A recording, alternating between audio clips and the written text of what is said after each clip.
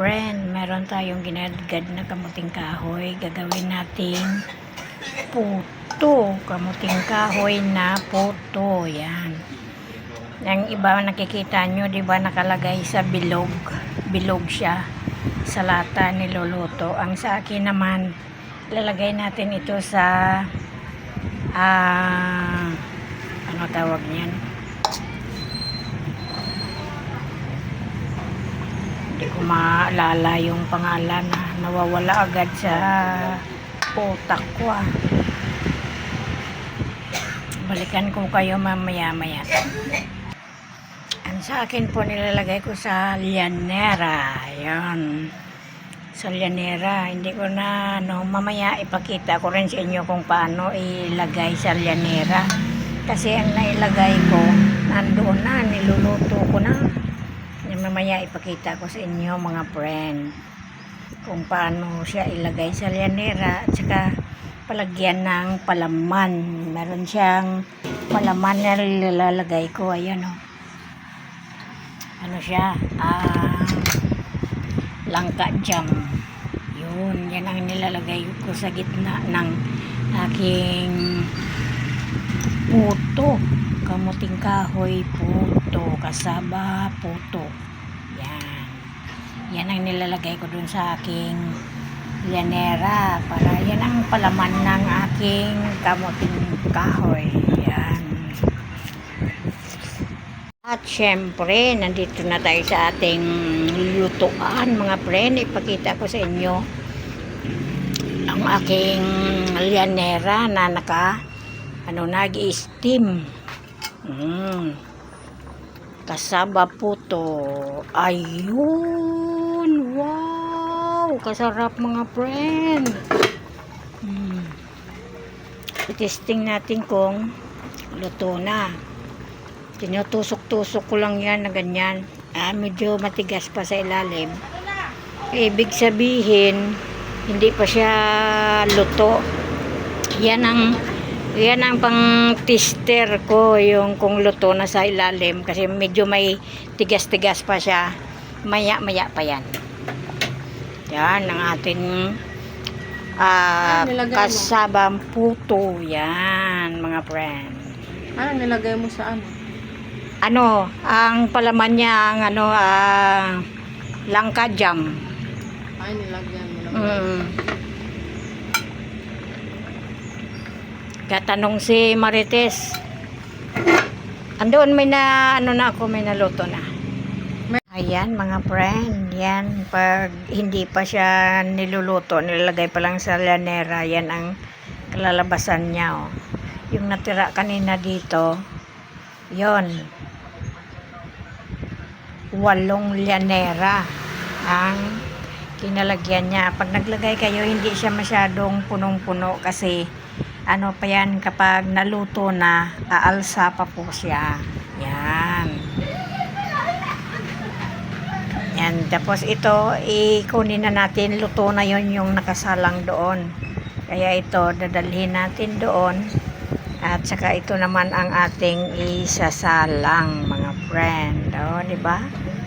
8 llanera yan. Kailangan, idiin mo siya ng ganyan para pantay ba? Pantay na pantay siya. Yan. Ganyan.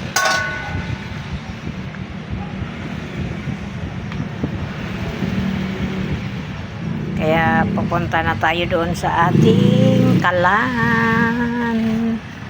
Ilulutuin na natin ito. Palitan na natin yon ang nandoon kasi luto na yon. Yan.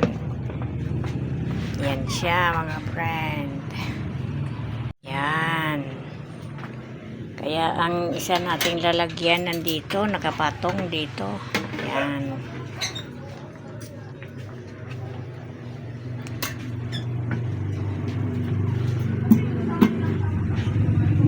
Maitim ang aking mga kalan kasi ano siya, nagkakahoy kasi kami kalan. Yung aking mga kaldero kasi siyempre po nasa kahoy po tayo.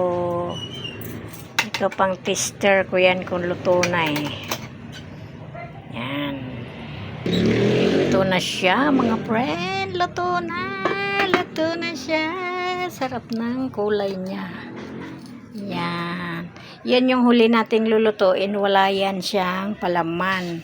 Kasi sabi ni Marites 1, gusto niya yung walang palaman. Kasi testing namin kung ano ang masarap. Yung may palaman o yung walang palaman. Yan. Lagay natin dyan.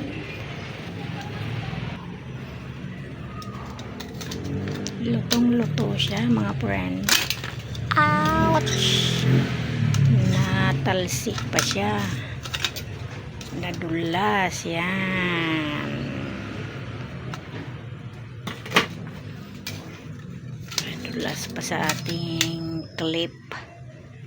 Huwag kang madulas-dulas kay masayang malaglag ka na masira. Yan. Ito medyo makapal to, parang malaki yung llanera niya. Ayun. Yes. Ayan na siya, mga friend. Diba kasarap ng kanyang texture.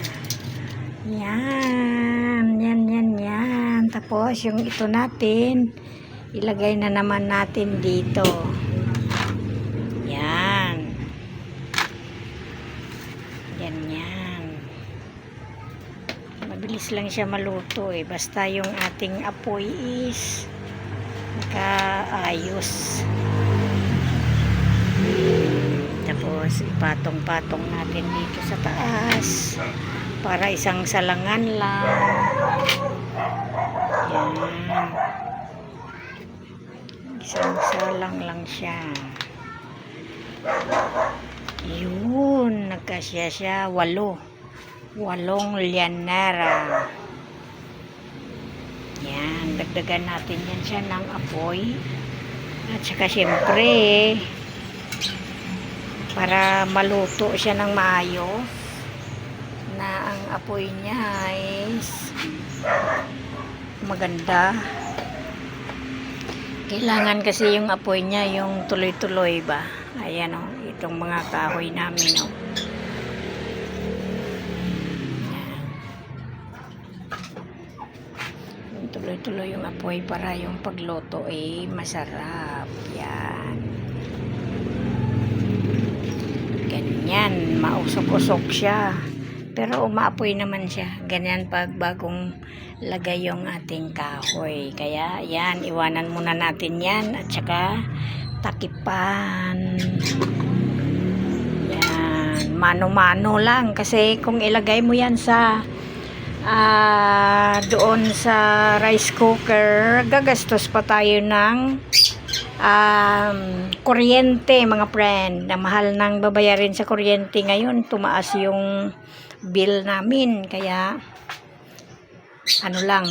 kahoy-kahoy lang. Basta may mga lalagain, may mga lulutuin akong may lalagain akong medyo matagal at saka lulutuin. Sa kahoy ako gumagamit o kaya may gulay ako na medyo matagal lutuin, kaya ganyan. Ito medyo matagal-tagal din to lutuin. May kalahating oras bago maluto yan. Kaya kung sa kuryente tayo, nako, ang laki ng makain. At saka kung sa gas naman, ang bilis maubos. Kaya yung kalan ko, yung maliit lang na kalan, pang emergency lang ba, na kung sa umaga pagising nila mga estudyante ko, pag nagbaon, makaluto kagad ng ulam. Inaayaw nila na magig kahoy-kahoy. Yan. Kaya ganyan, mga friend. Ito yung naluto na natin, dalhin na natin doon sa ating lamisa para doon natin palamigin. Pinapalamig muna yan, mga friend, bago tanggalin. Yan. Ito ito na yung mga una nating ginawa, mga friend. Yan, yung sinalang ko, huling salang na lang yun. Pero ito, talagang may naluto na akong marami yan. 12 pieces yan, 2 patong. 12, tapos ito is 5. 17. Tapos may isa kanina si Buswaki na tinikman. 18. At saka 8 din doon. 18 plus 8 is 24. Yun, 24 ang ating nayari. Ang ating nabuo na 28 na llanera. Yan. Matikman na yan mamaya nila ni Magdalena at saka ni Chris. Marites 1 at saka Marites 2. Matikman na yan ng pang-almusal ay pang merienda mamaya. Pang merienda. Sa kakaluto ko nito, sabi ko maglalaba ako hanggang ngayon. Na alas 2 na hindi pa ako nakalaba. Bukas na naman ang ating labahin nito, mga friend. Hindi tayo nakakalaba-laba pa. Yan, palamigin muna natin itong llanera bago tanggalin kasi hindi siya matatanggal kapag hindi siya muna lolamig. Kasi nakadikit pa yan sa llanera kapag pa siya, mainit. Kaya yan, pag nakaakyat tayo sa bundok at saka makakuha tayo uli ng kamuting kahoy, makaharvest tayo uli doon, gagawa tayo uli nito ng marami. At saka siyempre bibinta natin. Ito, pa lang ito pang merienda pa lang namin ito. Merienda lang yan napakarami. Ma'am Edith, Ma'am Arlinda, hali kayo dito mamaya magmerienda tayo. Ito ang ating merienda. Uy, langaw, huwag mong anuhin kasi mabango yan. Kasi yan, niluto yan sa may palaman kasi ito na langka jam. Pero yung nag-request si Marites 1, wag daw lagyan ng palaman yung iba para matikman namin yung lasa ng may palaman at ang walang palaman. Yan, ganyan mga friend. Yan, diba? Kasarap. Yan, balikan namin kayo mamaya. Shout out sa lahat-lahat.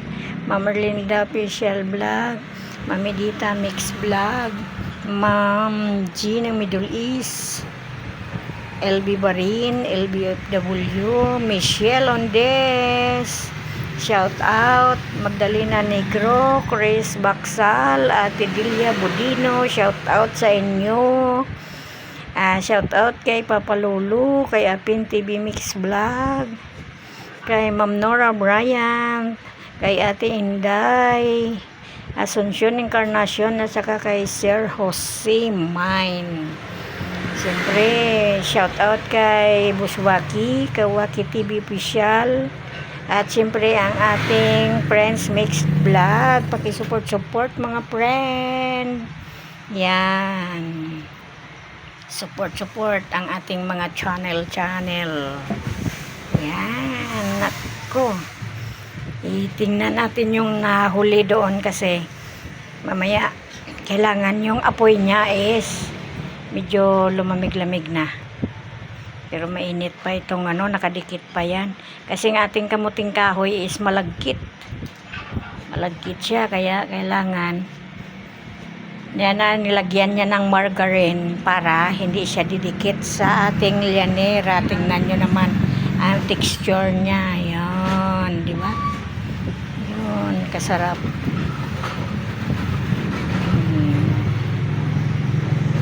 Parang nagugutom na nga ako Kaya mamaya talagang lalantakan ko yan mga friend. Yan, balikan ko kayo mamaya.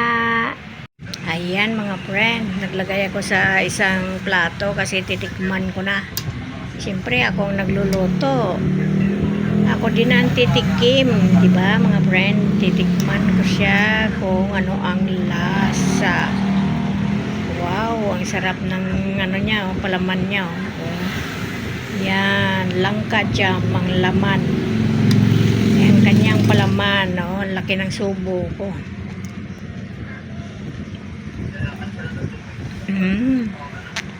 Ang sarap. Ang sarap talaga. Kita nyo naman yung ano niya, oh. Yung palaman niya, oh. Langka. Yan. Yan, langka. Langka jam yan, mga friend. Sarap.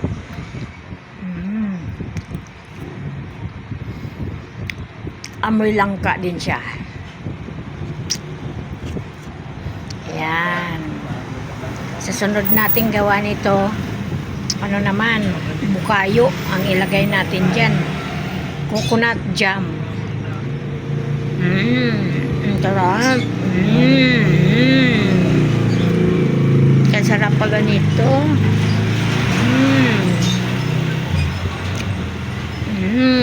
Lalo sumarap yung jam kasi naluto siya uli sa loob. Ang sarap. Hindi ko na ipakita sa inyo kung paano ko nanguya, kasi mahirap manguya pag wala kang ipin pala.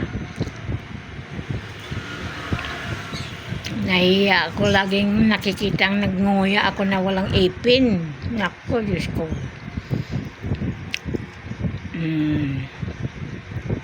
Iparinig ko na lang sa inyo kung paano kasarap. Ang sarap. Pagkaubos ko nito, busog na busog ako. Hindi na ako uulit. Parang mamaya sa kanilang pag merienda, parang hindi na ako sasali. Ang sarap.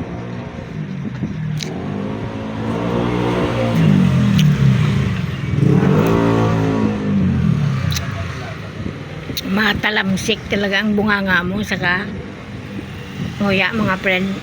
Sasarap. Grabe.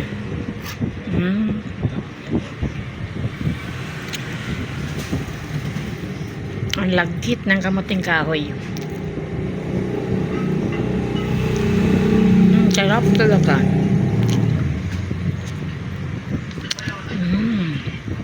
Oh, tingnan mo. Buo-buo pa yung ano, yung ating langka jam. Buo-buo pa siya. Yan. Yun siya.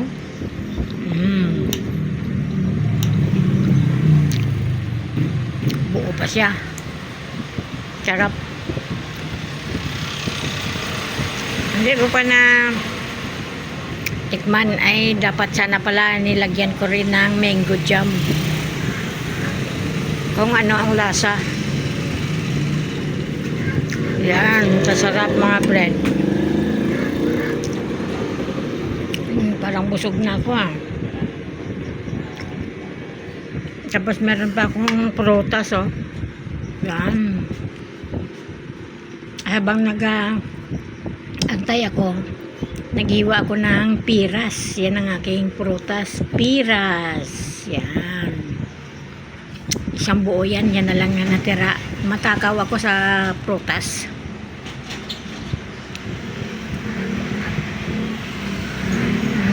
Bawal kasi sa akin yung kung ano-anong pagkain na matatamis. Kaya ang prutas ko is peras,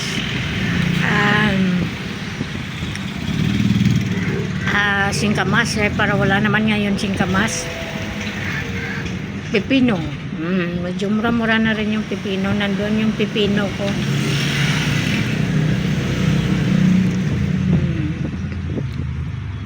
Ang sarap. Naubos ko na. Mga friend. Huling hirit na. Wow. Thank you sa pakisama niyo sa akin vlog. Pakisupport mga friend. Yan, thank you.